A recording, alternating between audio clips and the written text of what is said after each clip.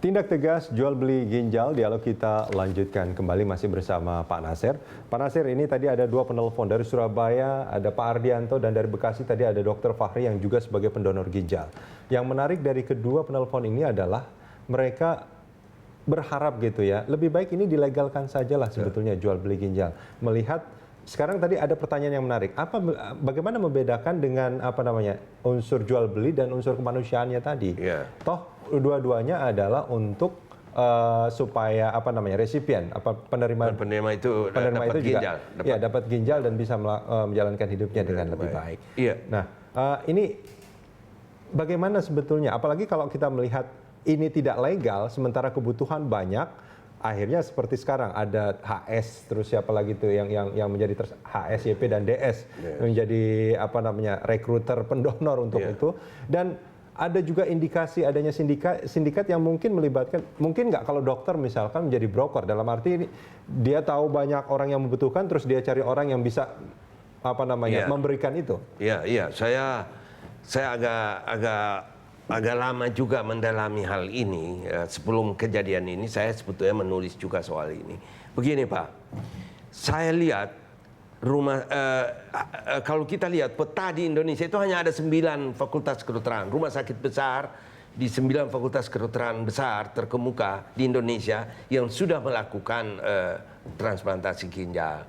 Itu saya boleh sebut misalnya Jakarta, Surabaya, Yogyakarta, Bandung, Semarang, kemudian Malang, Solo, Bali, dan terakhir ada Palembang. Ini hanya ini hanya rumah sakit besar yang punya fasilitas yang baik ya. Di Jakarta juga hanya ada 2 rumah sakit yang memang sudah melakukan hal ini. Pertanyaannya, apakah dokter itu juga broker dalam ginjal jual beli ginjal ini? Keyakinan yang saya miliki bahwa tidak. Sama sekali tidak. Kenapa? Saya punya alasan. Alasan pertama, dokter itu sudah dibayar. Kalau dia BPJS, dokter itu sudah dibayar. Ada 2 komponen dokter. Tadi kan yang saya sudah sebut itu, baik di kamar operasi pertama maupun kamar operasi kedua itu ada 2 kelompok. Itu sudah ada pembayarannya kalau dia dibayar oleh BPJS dari komponen BPJS. Tapi kalau dia tidak bayar BPJS, asuransi lain atau dibayar sendiri, sudah ada komponen. Uang yang keluar 200 juta, 225 juta itu hanya uang untuk ginjal yang di-create oleh HS dan kawan-kawan. Ini saya kira tidak melibatkan dokter. Itu pertama. Yang kedua, apakah dokter di sini ada sesuatu yang dapat digunakan sebagai indikasi bahwa dia terlibat dalam masalah hukum? Saya terus terang aja saya tidak bisa wallahu a'lam bishawab. Dalam arti begini Pak, bisa saja dokter itu terlibat, bisa saya sebagai manusia. Dan kalau itu terlibat ya memang hukum harus jalan. Tetapi menurut saya dokter ini hanya karena tidak teliti, dokter itu mengabaikan aspek-aspek yang harusnya dilakukan pendalaman pada si donor itu. Donor itu kan diperiksa oleh dokter.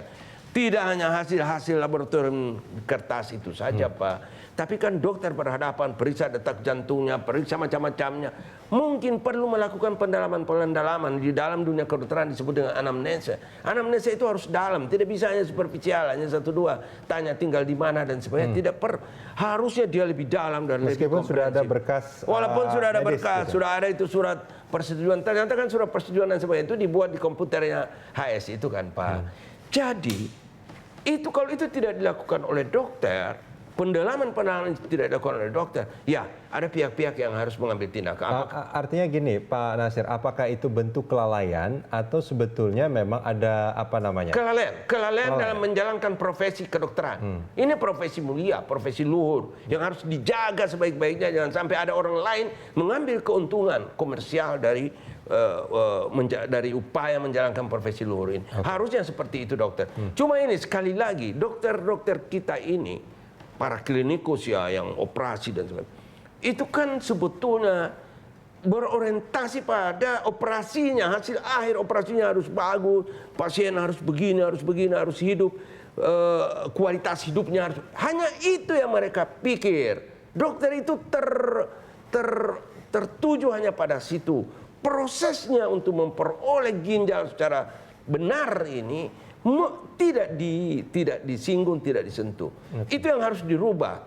Nah, kalau ada komisi, kalau ada tim ginjal nasional atau apapun namanya, ini dapat meminimalisir semua. Artinya Anda setuju bahwa ada sebuah badan atau lembaga yang mengurus secara lebih serius soal donor organ ini sebetulnya, bukan hanya ginjal sebetulnya. Saya kira begitu, donor organ. Ya, Bapak hebat sekali. Bukan hanya ginjal sebetulnya. Tidak hanya ginjal, karena banyak sekali juga yang bisa didonorkan untuk tujuan kemanusiaan, Pak. Ya, mata.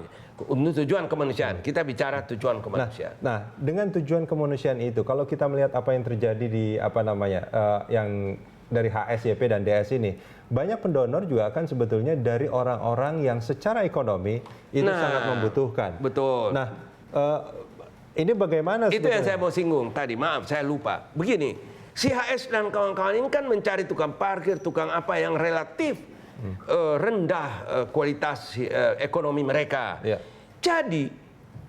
Jadi itu yang diambil, Pak. Padahal tadi saya sudah sebut bahwa untuk menjadi donor itu Dr. Fahri yang terhormat juga sudah menyebutkan bahwa itu butuh ada proses panjang, termasuk kalau dia sudah diambil ginjalnya satu kan berbeda dengan orang yang ginjalnya dua, Pak. Ya. Ada hal-hal yang harus menjadi perhatian. Ya. Nah, termasuk profesi, aktivitas sehari-hari mereka. Sehari-harinya, penting juga makanannya, Pak. Konsumsi proteinnya bagaimana, karbohidrat dan itu kan. Lah kalau dia, Pak, ekonominya kurang, makan aja. Dia kalau di penjara, maaf, di pemasyarakatan itu kan dia tidurnya di lantai dan sebagainya. Infeksi mudah datang tubuhnya pasti terganggu juga, rendah dan sebagainya.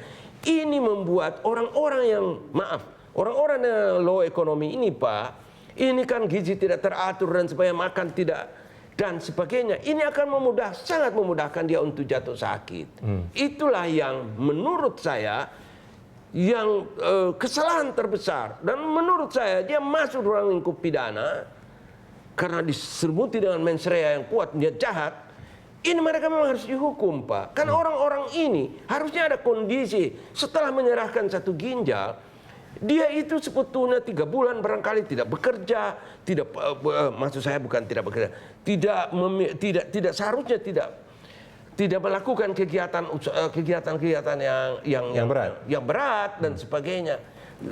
Asupan gizi harus terjaga dengan baik dan sebagainya.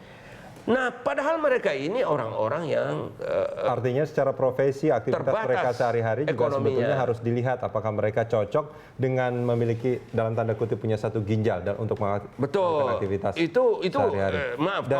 Tapi kalau misalkan seandainya mereka tetap ingin menjalankan itu, mungkin profesi mereka memang pas dan mereka membutuhkan uang untuk itu. Bagaimana negara harus memperlakukannya? Iya, itulah, Pak. Itu nanti akan bisa diurus. Jadi kan kalau soal itu artinya negara jual beli juga dengan donor kan? Tidak. Itu kan kalau ada lembaga seperti itu minimal dia kan ada capman-nya, Pak. Ada capman. Nanti dalam capman itu atas dasar itu atau ada perpres syukur-syukur itu kan kemudian berkonsekuensi untuk ada APBN di sana. APBN di sana orang-orang itu kalau toh negara harus memberikan penghargaan pada orang-orang ini, negara lah yang beri sehingga dia tidak masuk pada pasal 192. Kalau seperti sekarang ini, Pak, ada rupiah, ada transaksi, walaupun itu di bawah tangan itu tetap merupakan dapat diancam dengan pasal 192 ini. Pak Nasir, terima kasih banyak sudah bersama kami di Dialog Pagi. Terima kasih.